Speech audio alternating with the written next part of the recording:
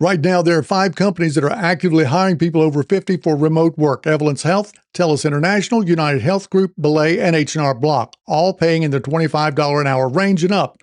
Now, here's what's different. They're not hiring you despite your age. They're hiring you because of it. AI hallucinates. It makes bad calls. And companies need a human in the loop who can spot the problem before it becomes one.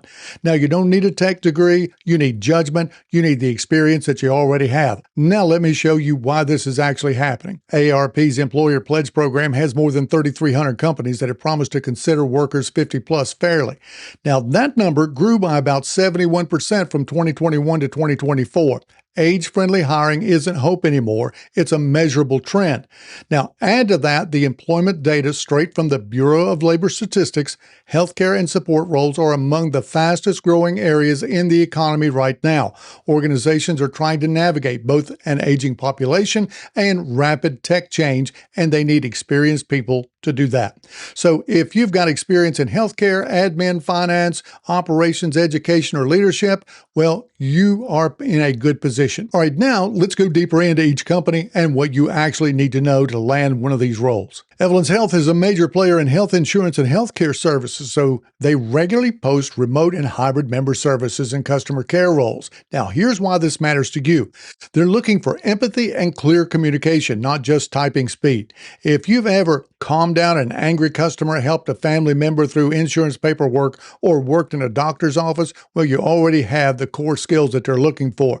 You'll see job titles like customer care representative, member services, or care concierge. Now, pay is going to vary by state and by experience, so always verify the current range on the actual posting. But these are steady roles with benefits and growth potential. So ask yourself this: could I be the calm, steady voice someone needs when they're stressed out about their health or their bill? Now, if the answer is yes, well, this lane might be for you. Now, here's one that surprises people. TELUS International is hiring remote workers to evaluate and rate AI output.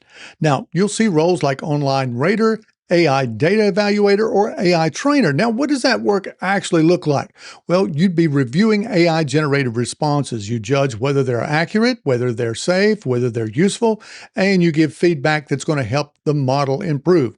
Now, this is perfect if you're detail-oriented. If you notice when language might feel off, if you're okay with being involved in focused, repetitive work, as long as it's flexible and remote. Now, here's the thing about this work. Younger folks might be faster with tech, but you might be better at knowing when something just doesn't sound right. That's not a small thing.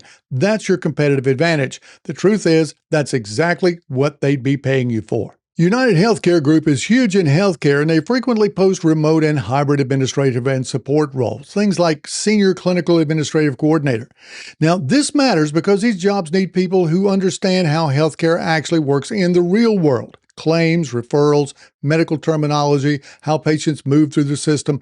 Many of these roles are remote or hybrid, and they involve coordinating care, handling complex paperwork, and supporting clinical teams.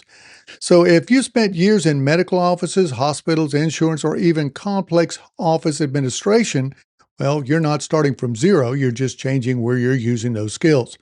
Compensation for senior clinical administrative roles often falls in ranges that you should verify on the actual posting for your state and your experience level. Always check the live job posting to confirm what they're offering. All right, let's talk about fractional executive assistant work. Now, this is built for you if you've been an office manager, a project coordinator, an executive assistant, or a business owner juggling everything at one time.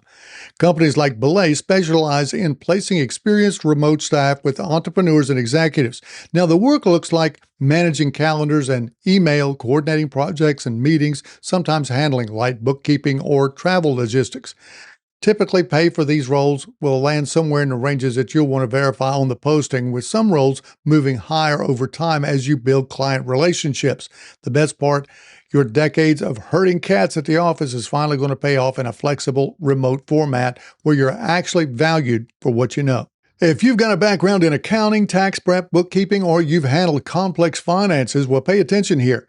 Companies like H&R Block are ramping up hiring for virtual and in-office tax roles, leading into enduring tax season every single year. So why is this so attractive? You get seasonal intensity with strong demand early in the year. Remote and hybrid options exist for experienced tax professionals in a lot of different markets. Now, you can treat this as a seasonal income spike or pair it with another remote role so you can build a blended, sustainable second act income. Always verify the pay range on the actual job posting because it's going to vary by location, credentials, and your experience. All right, here's what kills most applications from people our age. A resume that looks like your autobiography. So drop the graduation dates. They're not required. And they're just going to trigger age bias too. Focus on your degree, not on the year. Add a AI and tool section to your resume too. List things like comfortable using AI tools to draft, edit, and fact-check content, or human-in-the-loop review of AI outputs for accuracy and tone. That really works well.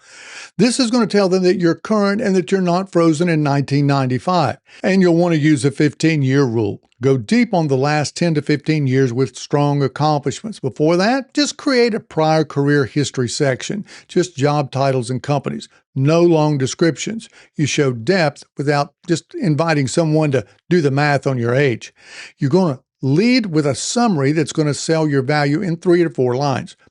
Who you help, what problems you solve, what you're targeting now. So for an example, it might read something like experienced healthcare administrator with 20 plus years coordinating complex patient, provider, and insurance interactions, known for calm problem solving and empathy in stressful situations, looking for remote roles supporting clinical teams.